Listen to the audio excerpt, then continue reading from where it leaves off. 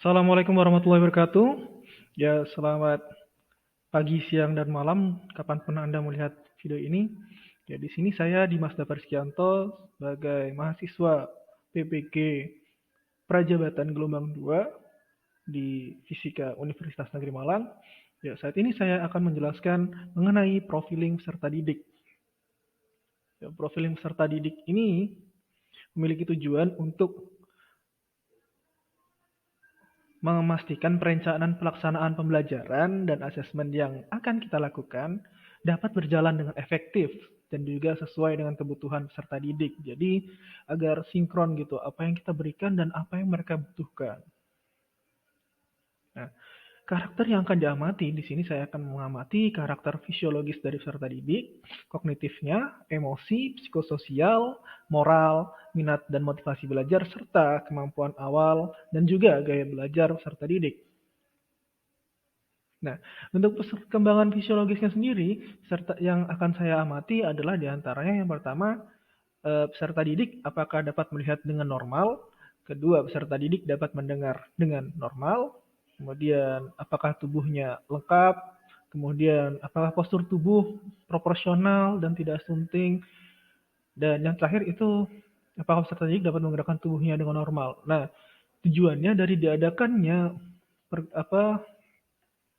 profiling peserta didik mengenai perkembangan fisiologis ini agar kita bisa memperhatikan apakah mereka membutuhkan perhatian khusus terutama pada kebutuhan-kebutuhan yang misalkan ketika peserta didik bisa melihat dengan normal berarti kita bisa perlakukan mereka dengan setara. Namun ketika peserta didik ada yang memiliki minus, kita bisa berikan mungkin kesempatan untuk duduk di depan seperti itu atau mungkin dengan perlakuan-perlakuan khusus lainnya. Nah, yang selanjutnya itu perkembangan kognitif. Di perkembangan kognitif ini saya akan membahas atau melakukan profiling terkait hal-hal berikut. Yang pertama itu di sini ada peserta didik apakah mampu menyampaikan pendapat dalam diskusinya, kemudian apakah peserta didik juga dapat melakukan hitungan matematis yang secara sederhana. Kemudian saya juga ingin mengetahui apakah peserta didik itu mampu merefleksikan hasil belajar dengan baik atau bisa dikatakan dapat mengulangi materi yang disampaikan beserta fungsinya atau penggunaannya. Nah, selain itu juga saya ingin mengetahui apakah peserta didik itu mampu berkomunikasi dengan baik dengan SPOK-nya yang jelas seperti itu. Kemudian apa yang akan kita perhatikan lagi di sini adalah peserta didik apakah mampu menjawab pertanyaan, kemudian peserta didik mampu mencatat secara sistematis seperti itu. Penting untuk mengetahui segala perkembangan kognitifnya agar kita bisa memberikan treatment yang khusus jika memang mereka membutuhkan perlakuan khusus. Jika tidak, maka kita bisa perlakukan sama rata dengan teman-teman yang lainnya. Kemudian di sini ada perkembangan emosi. Aspek dari perkembangan emosi yang akan saya usahakan untuk diketahui adalah diantaranya apakah peserta didik itu bisa menunjukkan emosinya lewat ekspresi wajah, kemudian apakah peserta didik itu bisa bersosialisasi dengan baik dengan teman-teman sekelasnya, kemudian apakah peserta didik itu mampu untuk mengatur emosinya, serta apakah peserta didik mampu berempati terhadap orang lain. Selain empat tadi, perkembangan emosi juga saya ingin memperhatikan terkait apakah peserta didik itu bisa mengatur dirinya dengan baik seperti itu kan. Mengatur dirinya itu ya tidak membuat orang lain emosi juga seperti itu. Itu salah satunya. Kemudian yang lainnya mungkin ada apakah peserta didik mampu mengungkapkan pendapat dengan sopan? Kemudian apakah peserta didik mampu berperilaku jujur? Peserta didik mampu bertanggung jawab terhadap kewajiban yang dimiliki? Serta apakah peserta didik mampu berperilaku disiplin? Untuk perkembangan psikososial, hal-hal yang ingin saya perhatikan di situ diantaranya adalah apakah peserta didik mampu menempatkan diri saat kegiatan belajar mengajar itu dengan baik. Dalam catatan di sini itu memperhatikan kegiatan belajar mengajarnya. Kemudian, apakah peserta didik tidak melakukan keusilan ketika kegiatan belajar mengajar sedang berlangsung?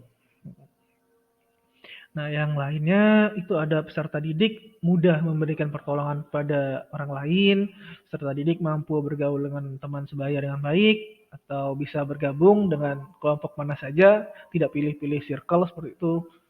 Kemudian peserta didik juga apakah suka menyendiri atau diabaikan dengan teman sekelas. Ya, hal-hal seperti ini mungkin perlu untuk diperhatikan menurut saya, karena jika ada suatu atau dua hal yang membuat mereka bisa menjadi penyendiri itu harus cepat ditangani karena mungkin psikososialnya sedang buruk seperti itu.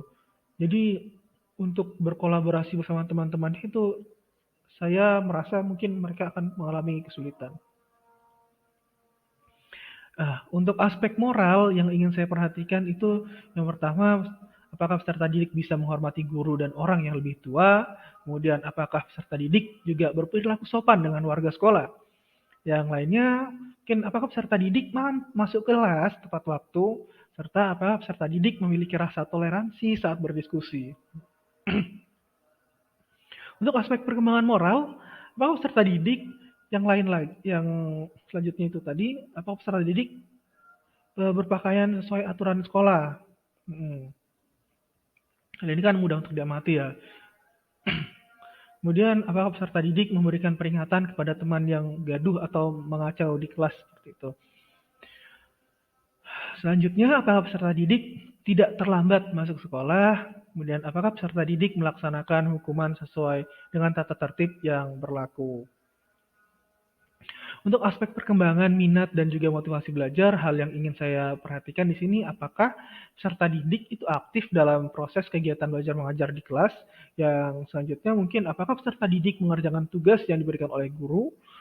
Yang selanjutnya mungkin apakah peserta didik mengumpulkan tugas tepat waktu. Nah, yang selanjutnya mungkin juga ada peserta didik apakah terlihat bahagia ketika saat proses kegiatan belajar mengajar sedang berlangsung. Nah, jika kebahagiaan ini juga bisa kita perhatikan gitu kan ya, apakah mereka memasang wajah yang cemberut atau mungkin bagaimana. Nah, itu kita bisa langsung memberikan treatment gitu ya ketika mungkin kita bertanyakan apa sih yang membuat kamu tidak minat atau kurang motivasi dalam belajar. Nah, saya juga percaya soalnya ketika seseorang memiliki minat dan juga motivasi belajar yang tinggi, maka mereka akan bisa mendapatkan hasil belajar yang lebih baik ketimbang dengan orang yang memiliki minat dan juga motivasi belajar yang rendah. Gitu.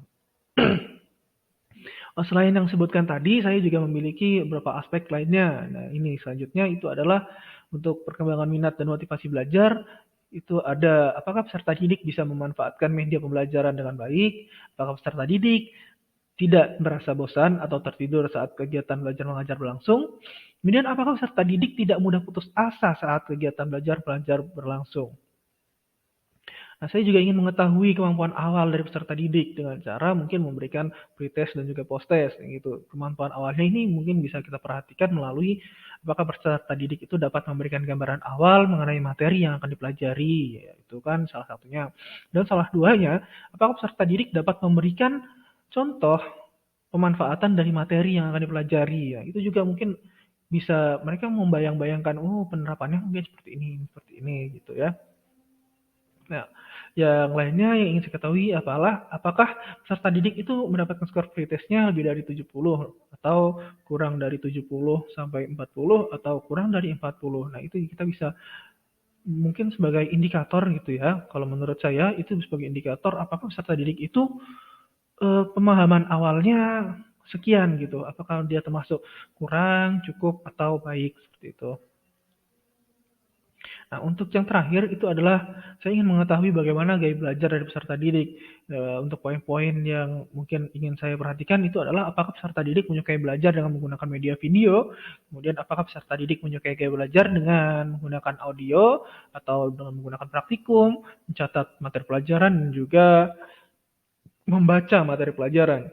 Nah, ketika kita mengetahui apa ya gaya belajarnya, tentu itu akan memudahkan kita untuk memberikan pelajaran di dalam kelas gitu, menyesuaikan dengan karakteristik peserta didik.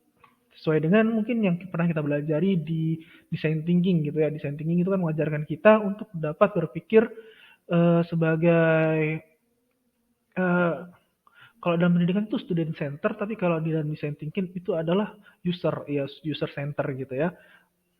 Dari sudut pandang pengguna, apakah pengguna itu menginginkannya seperti apa? Nah, dari situ kita membakukan perbaikan.